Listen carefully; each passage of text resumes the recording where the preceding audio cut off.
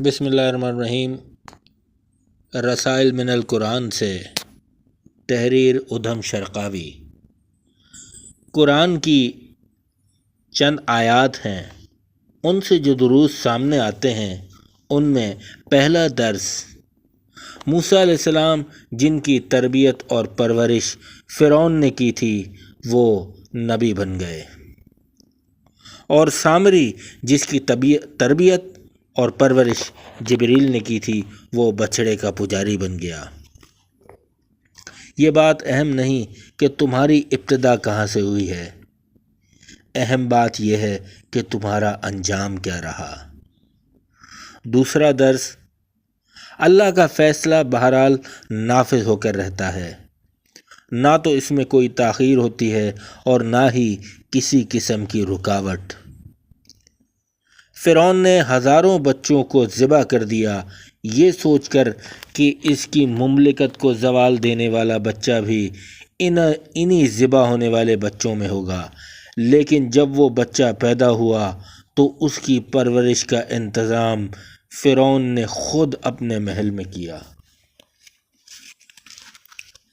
تیسرا درس، دل بھی اللہ کی فوج میں شامل ہے، وہ اس کو مضبوطی بخشتا ہے تاکہ وہ اللہ کے فیصلوں کو نافذ کریں۔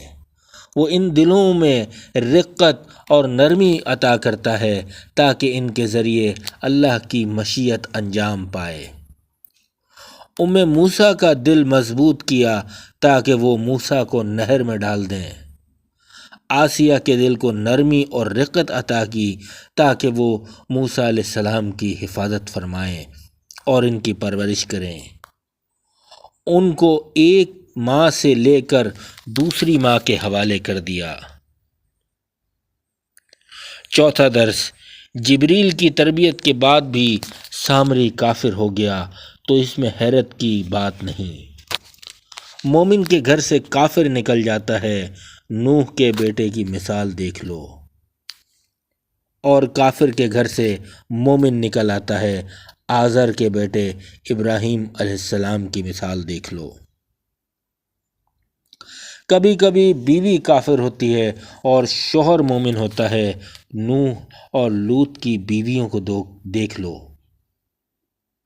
اللہ نے آسیہ کے لیے جنت میں گھر تعمیر کیا، حالانکہ اس کا شوہر انا ربکم الاعلی کا نعرہ لگایا کرتا تھا۔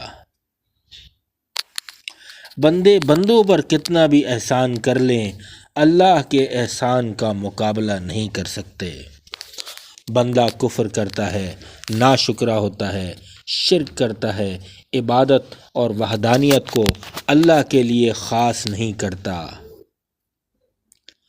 حدیث قدسی میں ہے، جن و انس ایک بڑی خبر کے انتظار میں ہیں، میں ان کی تخلیق کرتا ہوں اور یہ دوسروں کی عبادت کرتے ہیں، میں ان کو رزق دیتا ہوں اور یہ دوسروں کے شکر گزار ہوتے ہیں۔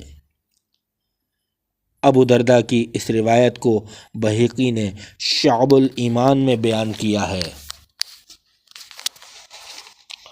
پانچواں درس، لوگ بہت جلدی بھول جاتے ہیں۔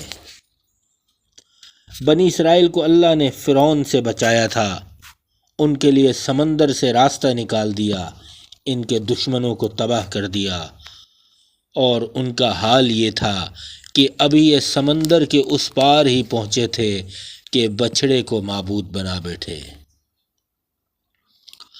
اللہ کے ساتھ بندوں کا یہ رویہ ہے تو سوچو بندوں کے ساتھ بندوں کا کیا رویہ ہوتا ہوگا۔ ہمیشہ بھلائی یہ سوچ کر کرو کہ تم بھلائی کرنے کے اہل ہو۔ تمہیں اللہ نے موقع دیا ہے، یہ سوچ کر بھلائی کبھی نہ کرو کہ لوگ اس کے مستحق ہیں۔ عقل مند انسان کبھی اپنے جیسے بندوں سے بدلے کی امید نہیں رکھتا، اس کی امیدوں کا مرکز اللہ رب العزت کی ذات ہوتی ہے۔ لیکن اگر کبھی کوئی تمہارے اوپر احسان کرے اور تم اس احسان کا بدلہ دینے کی پوزیشن میں نہیں ہو تو کم از کم اتنا کرنا کہ اس کا احسان کبھی بھول مت جانا۔ ناشکری بہت تکلیف دہ ہوتی ہے۔ تصور کرو کہ اللہ لوگوں سے بالکل ہی بے نیاز ہے، لیکن اس کے باوجود اگر بندے اس کے شکر گزار نہیں ہوتے اور اس کی نعمتوں کا اعتراف نہیں کرتے تو وہ کس قدر ناراض ہوتا ہے۔ پھر بندوں کے غضب کا کیا حال ہوتا ہوگا، کیونکہ وہ تو آپس میں ایک دوسرے کے محتاج ہوتے ہیں۔